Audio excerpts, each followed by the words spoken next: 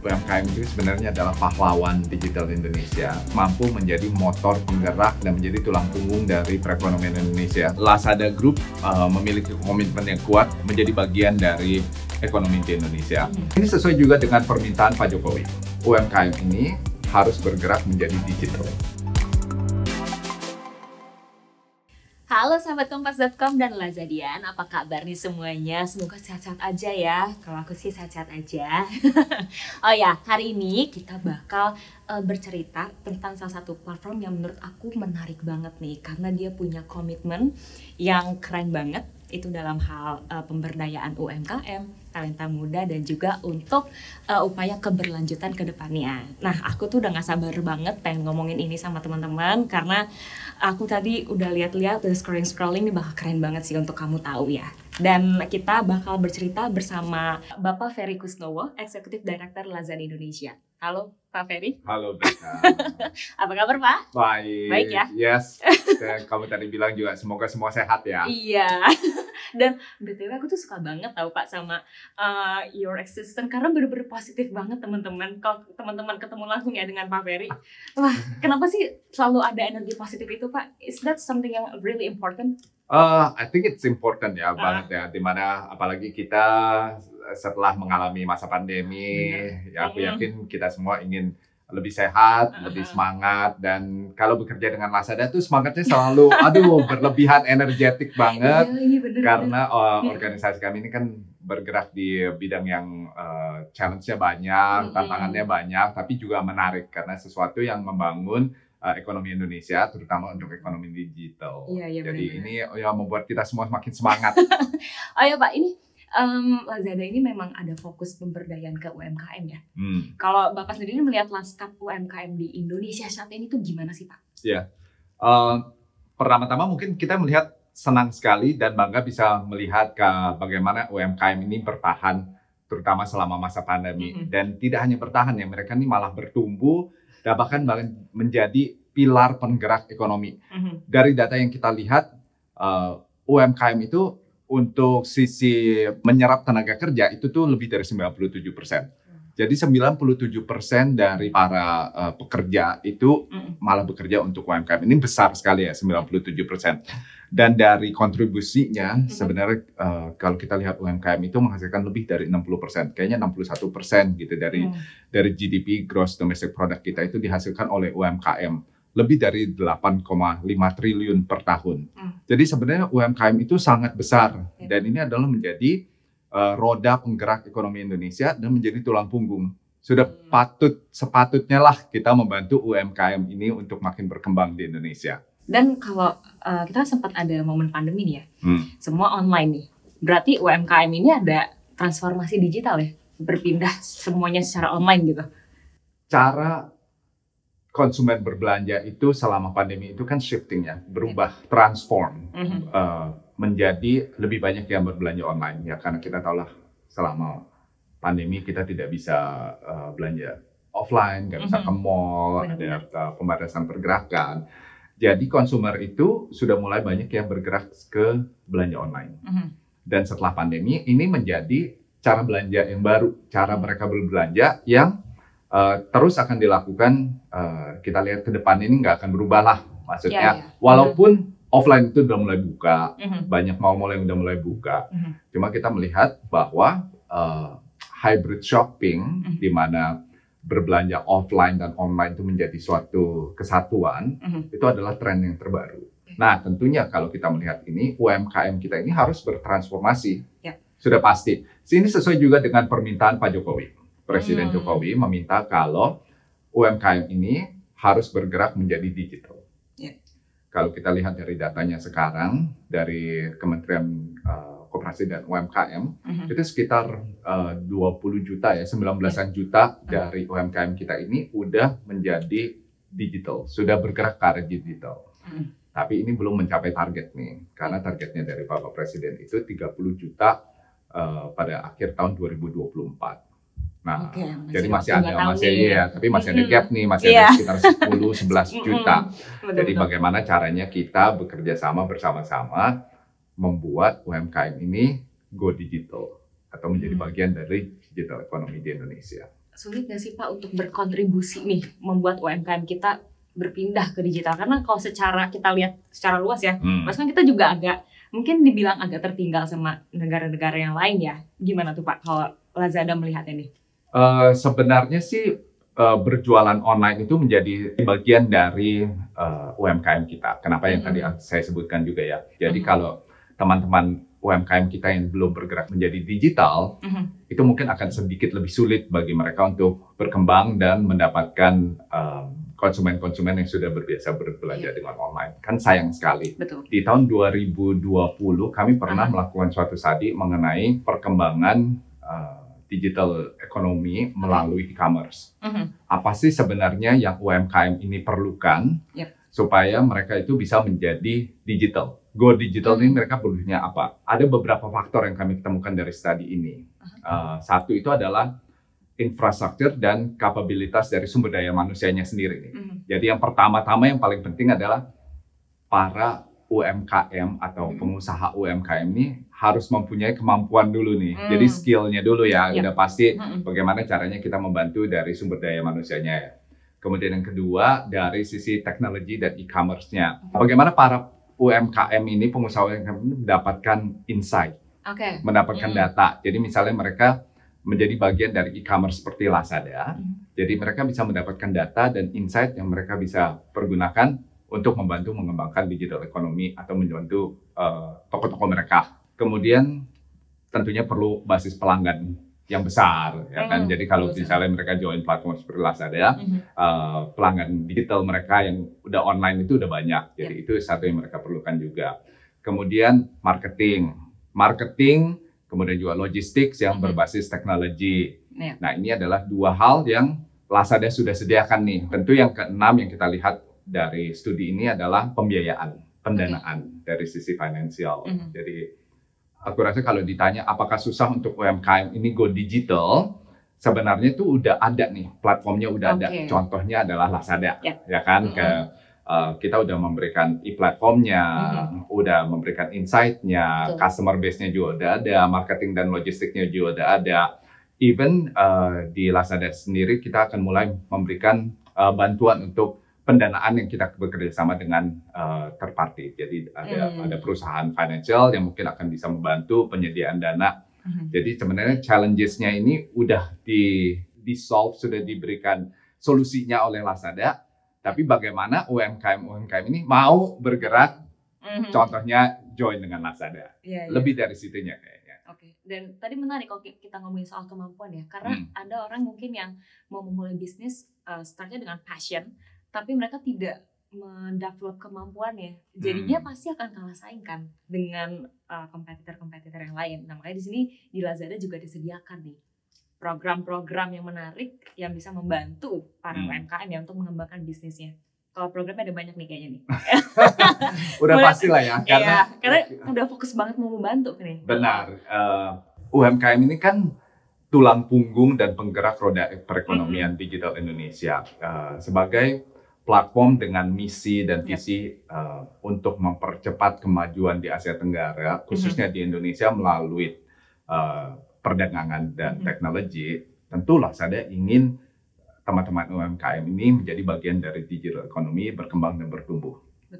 Nah, kalau kita lihat dari program-programnya apa aja, sebenarnya udah banyak yang bisa teman-teman UMKM ini nikmati. Salah satunya seperti Lazada University. Lazada University itu available online, gratis, 24 jam, 7 hari seminggu, tinggal masuk aja online dan tinggal belajar ya. Dari mulai yang pengetahuan dasar mengenai cara berjualan online, sampai ke taraf yang lebih menggunakan data analytics, itu semua ada di Lazada University.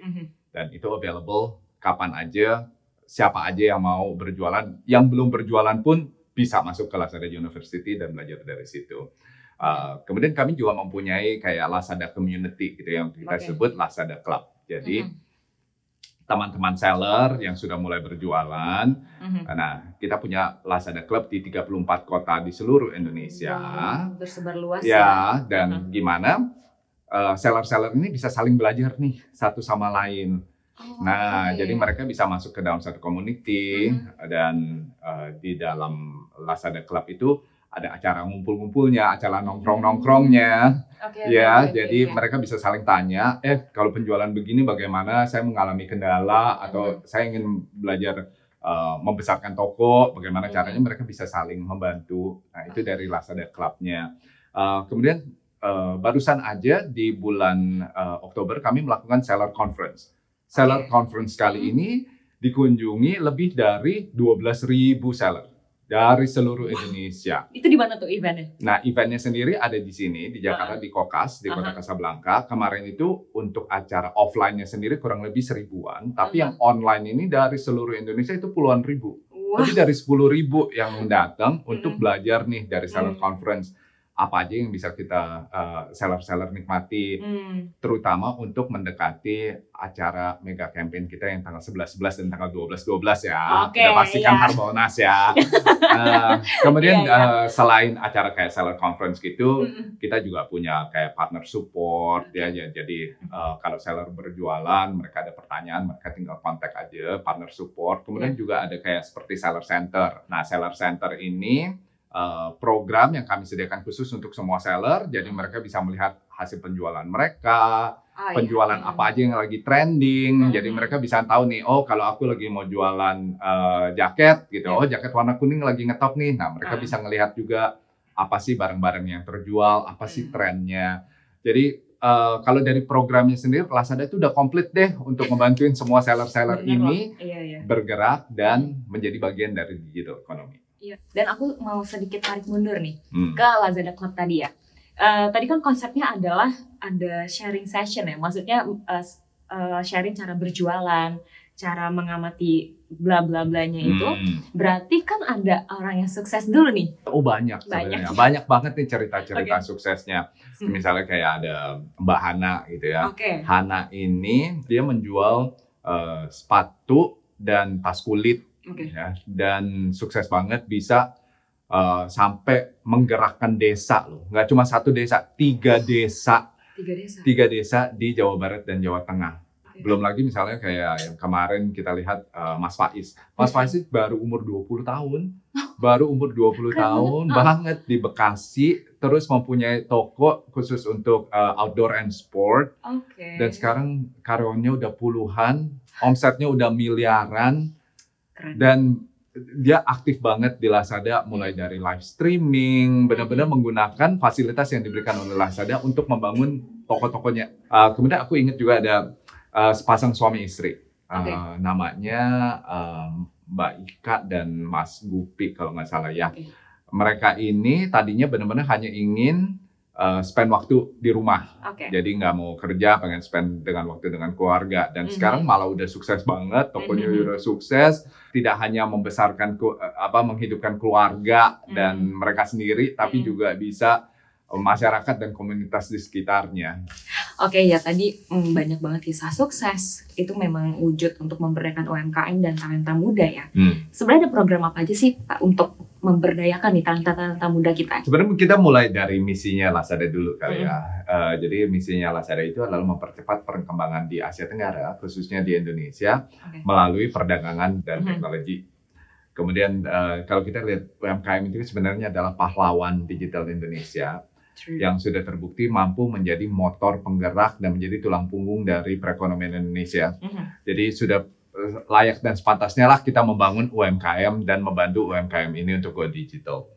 Jadi kalau kita lihat dari programnya sendiri, sebenarnya apa yang udah dilakukan Lazada, ada 2. Yang satu itu adalah kita sebut AKAR program, AKAR digital program. AKAR itu singkatan dari akselerasi karya rakyat. Jadi AKAR digital program ini sudah kita lakukan di beberapa daerah, seperti di Jawa Barat, Jawa Tengah, Jawa Timur, dan beberapa daerah lain. Ini adalah payung program pemberdayaan pemangku kepentingan dalam ekosistem Lazada. Kemudian program yang kedua, kalau ditanya apa yang sudah dilakukan Lazada adalah kita sebut FOYO, F-O-Y-O. Jadi Forward Youth untuk anak-anak muda. Jadi Forward Youth ini adalah memberikan kesempatan kepada talenta-talenta muda Indonesia untuk menjadi bagian dari digital economy. Nah, Forward Youth ini di Indonesia, di Lazada, kami ada program seperti Last Apprentice. Last Apprentice ini program magang nih buat anak-anak muda supaya mereka bisa menjadi mempunyai pengalaman real lah, pengalaman nyata gitu ya. Apa sih cara bekerja di digital company? Jadi mereka magang. Selain Last Apprentice, kami juga bangga menjadi bagian dari Kampus Merdeka. Kampus Merdeka ini program yang dilakukan oleh Kementerian Pendidikan dan Budaya yang sudah mencapai fase 3. Dan selama fase 1, 2, 3, Lazada sudah mempunyai bagian hampir 400 Kampus Merdeka graduates nih yang sudah diberikan kesempatan menjadi bagian dari ekosistem Lazada untuk belajar dan benar-benar mempunyai pengalaman nyata dan menjadi talenta yang ready kerja, yang siap kerja pada waktu mereka lulus. Mungkin aku juga melihat Lazada barusan ini melakukan acara yang namanya Women Festival. Jadi Women Festival itu menarik nih. Kenapa ya? Jadi mungkin balik lagi ke tadi Lazada University. Kita tidak membatasi apakah ini pria, wanita, anak muda, dari siapa aja. Jadi bagaimana caranya dengan Women Festival yang dilakukan oleh Lazada, kita bisa menggerakkan para wanita perempuan Indonesia untuk menjadi bagian dari digital ekonomi lebih banyak. Oke, tadi kita udah bahas kejadian yang ada di Prizan yang saat ini, dan kita coba melihat ke depan nih. Kita lagi mengalami yang namanya bonus demografi ya, dan 2030 dibilangnya itu adalah momentumnya ya tuh dari bonus demografi. Kalau Lazada melihat ini gimana nih? Apakah menjadi peluang bagi para talenta muda kita atau gimana nih? Ya, tentunya kalau kita melihat dari sisi bonus demografi, di mana pada puncaknya di tahun 2030, itu 64% dari penduduk Indonesia itu adalah usia produktif. Tentunya ini suatu kesempatan untuk bisa mendapatkan banyak talenta untuk kebutuhan industri, untuk kebutuhan Lazada, atau untuk kebutuhan digital economy gitu ya. Apalagi dengan pertumbuhan ekonomi digital Indonesia yang akan terus meningkat, tentunya kita tahu kebutuhan dari semua industri digital seperti Lazada ini makin hari akan makin meningkat. Ini adalah suatu tantangan juga ya buat Indonesia. Bagaimana kita bisa mempersiapkan bonus demografi ini menjadi produktif. Karena dalam usia produktif mereka ini harus sesuatu ilmu yang mereka punya harus relevan dengan permintaan industri. Nah, ini betapa pentingnya dari sistem pendidikan kita untuk menciptakan tenaga-tenaga kerja yang ready kerja dan sesuai dengan permintaan dari industri. Karena kalau bonus demografi ini tidak dididik atau tidak diberikan bekal yang benar, yang setelah mereka lulus bisa dimanfaatkan oleh industri yang relevan, ini bisa-bisa menjadi beban demografi, bukan menjadi bonus demografi. Jadi di satu sisi tentu sebagai bagian dari industri, Lazada senang sekali bisa mendapatkan banyak sekali pilihan untuk talenta-talenta muda yang berbakat, tapi dalam satu sisi yang lain, bagaimana kita bisa mempersiapkan mereka ini. Dan kalau misalkan kita lihat dari studi, Lazada kan sempat ada studi soal pengembangan talenta di Indonesia ya. Berarti ada nggak nih yang ditemukan? Kayak misalkan ternyata ada tantangan seperti ini atau ada keunggulan talenta dari kita tuh seperti ini gitu? Tentu, dan ini menjadi suatu komitmen juga buat Lazada. Bagaimana caranya kita bisa memberdayakan talenta muda di industri ini. Dan kalau kita lihat dari studi yang tadi Mbak Berta bilang mengenai pengembangan talenta untuk pertumbuhan digital ekonomi di Indonesia, kita juga harus memahami bagaimana landscape tenaga kerja saat ini supaya kita bisa mengeksplorasi kebutuhan yang diperlukan oleh industri. Kesiapan digital talent di Indonesia pada saat ini kita melihat tuh masih ada gap, masih ada sedikit opportunity, kesempatan di mana kita bisa mengembangkan digital talent ini supaya lebih ready lagi nih, supaya lebih pas lagi. Kalau kita lihat dari studi yang kita lakukan, itu ada tiga area yang benar-benar kita harus kembangkan dan kita harus berikan kepada bonus demografi kepada talenta-talenta ini. Satu adalah mengenai growth mindset-nya. Ya, bagaimana caranya mereka bisa terus mempunyai dorongan pribadi untuk terus bertumbuh. Nah, itu growth mindset-nya.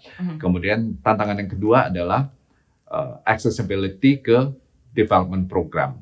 Jadi bagaimana kita bisa memeratakan kesempatan kepada orang-orang ini untuk mendapatkan akses training, untuk mendapatkan pengetahuan mengenai baik itu latihan formal ataupun informal untuk pengembangan ilmu, pengembangan kepribadian mereka. Kemudian sistem pendidikan Indonesia yang ketiga adalah sistem pendidikan Indonesia ini yang saat ini belum menghasilkan talenta-talenta yang sesuai dengan permintaan industri. Nah ini mungkin fundamental ya, education fundamental. Bagaimana caranya kita bisa bekerja sama, memberikan kesempatan kepada talenta muda ini supaya pada waktu mereka melakukan pendidikan dan pada saatnya mereka lulus, mereka itu menjadi seseorang atau tenaga kerja yang siap. Berarti pemberdayaan seperti apa yang sebenarnya tuh dibutuhkan sama talenta-talenta muda kita ini? Ya. Sebenarnya kalau kita lihat yang tadi aku sebut mengenai growth mindset, jadi bagaimana kita bisa mendorong tenaga muda, talenta muda ini untuk lebih mempunyai growth mindset. Mereka harus diberikan akses terhadap materi, program pelatihan, baik itu formal maupun informal, yang bisa meningkatkan soft skill mereka. Tidak hanya soft skill kali ya, mungkin hard skill juga ya. Nah kalau kita lihat nih dari skills yang talenta muda ini perlukan, ada tiga area skills atau pengetahuan atau ilmu yang kita bisa bantu untuk talenta muda ini. Satu adalah human skill, keterampilan sosial. Nah ini biasanya adalah keterampilan untuk memiliki pola pikir beradaptasi, bagaimana caranya berkomunikasi yang enak, berpikir problem solving, gitu ya. Kemudian juga self management. Mungkin itu dari soft skill yang kita lihat. Itu soft skill yang pertama dari what we call the human skill, apa yang kita sebut human skill ya. Kemudian yang kedua adalah lebih dari keterampilan digital, digital skill. Karena kan untuk menjadi bagian dari ekonomi digital, tentunya kita perlu keterampilan yang lebih sesuai dengan permintaan dunia industri digital. Ini aku nggak ngomong tentang coding atau developing code gitu ya. Aku bukan ngomongin tentang itu. Ini lebih ke skills yang sesuai dengan permintaan industri. Contohnya adalah data analytics, data management. Itu kan bukan coding ya, tapi bagaimana cara membaca data, memahami data, dan bisa menganalisa data. Kemudian juga mengenai digital product, digital design. Misalnya UI UX, kalau kita melihat screen kita di telepon itu kan ada ilmunya ya, bagaimana supaya prosesnya itu gampang dilihat, gampang dipakai. Nah itu kan bukan cuma coding tapi dari sisi proses dan desainnya. Nah itu juga kita lihat adalah satu skills yang bisa kita berikan kepada talenta muda kita. Yang ketiga adalah keterampilan penggerak bisnis. Maksudnya business enabler skills. Nah ini adalah pola pikir bisnis yang kuat dan fleksibel.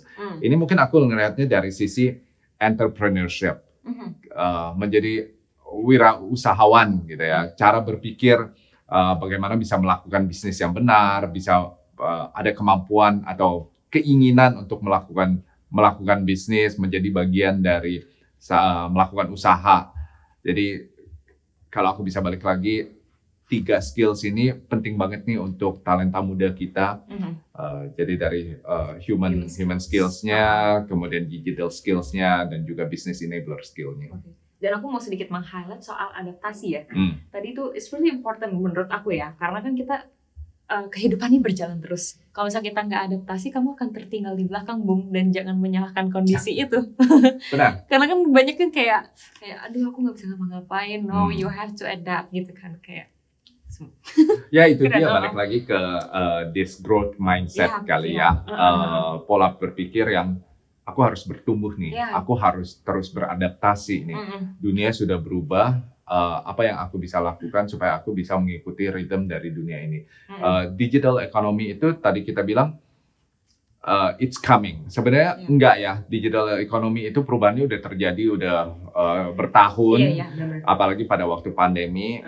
Digital transformasi itu makin cepat, dan sekarang kita udah di dalam digital ekonomi, sudah di dalam digital transformation. Ini udah terjadi. Jadi bagaimana talenta muda, teman-teman kita ini semua, ayo kita bersama-sama mulai berpikir nih, kayaknya aku missingnya di sini, aku masih kurang skills ini, bagaimana caranya kita bisa bersama-sama membantu mengisi kekurangan ini.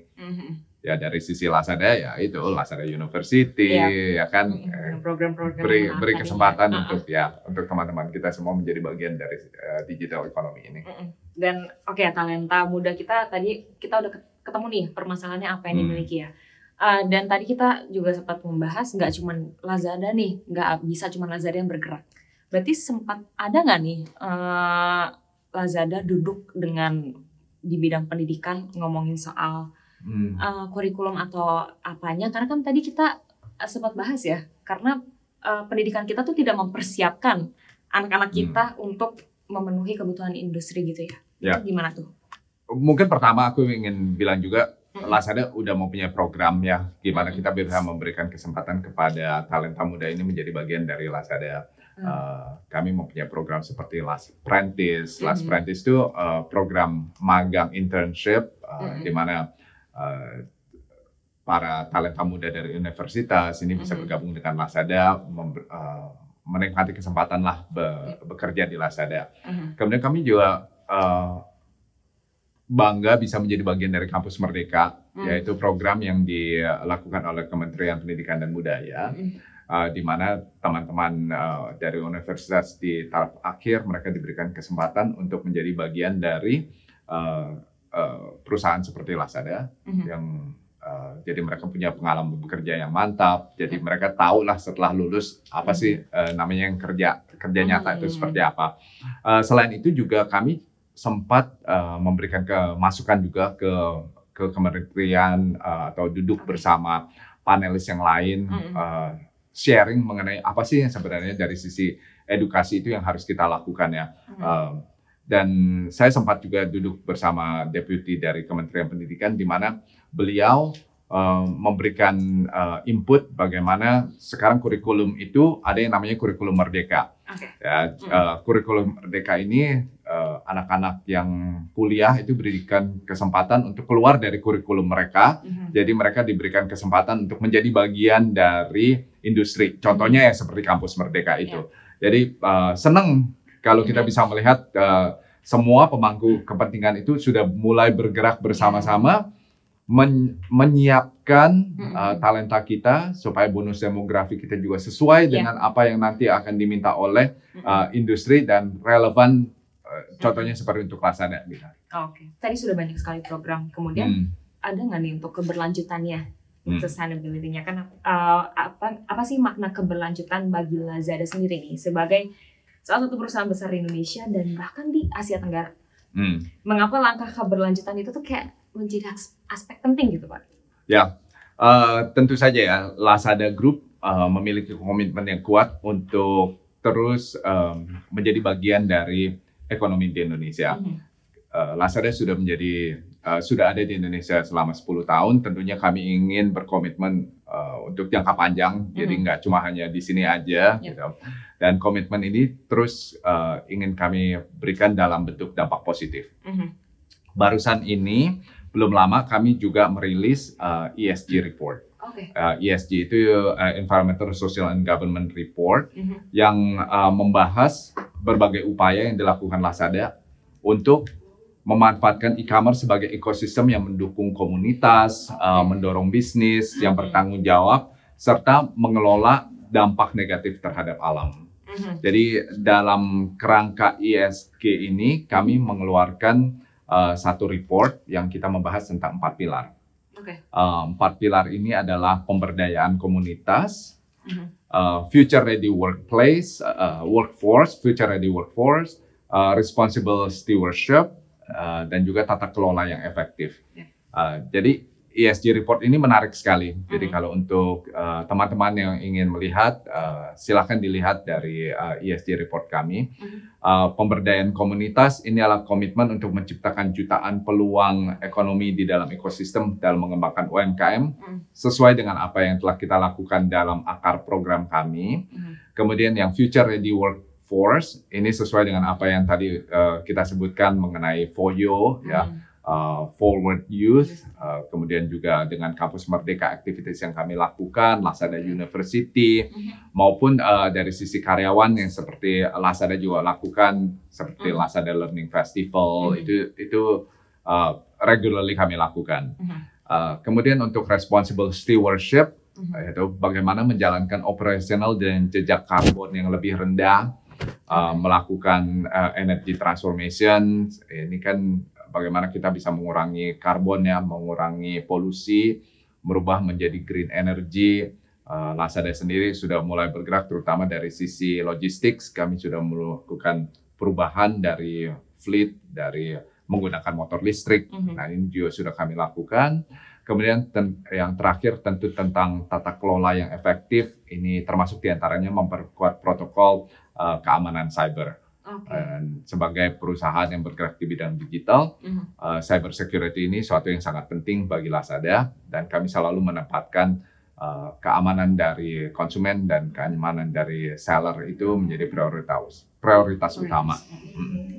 Oke, kemudian gimana nih Pak upaya dari Lazada untuk mendukung keberlanjutan lingkungan dan perusahaan dalam jangka panjang? Lazada memiliki komitmen yang kuat terhadap bisnis berkelanjutan yang memberikan dampak positif tentunya. Sebagai bagian dari Alibaba Group, kami pun mendukung komitmen Alibaba untuk mencapai netralitas dari karbon pada tahun 2030.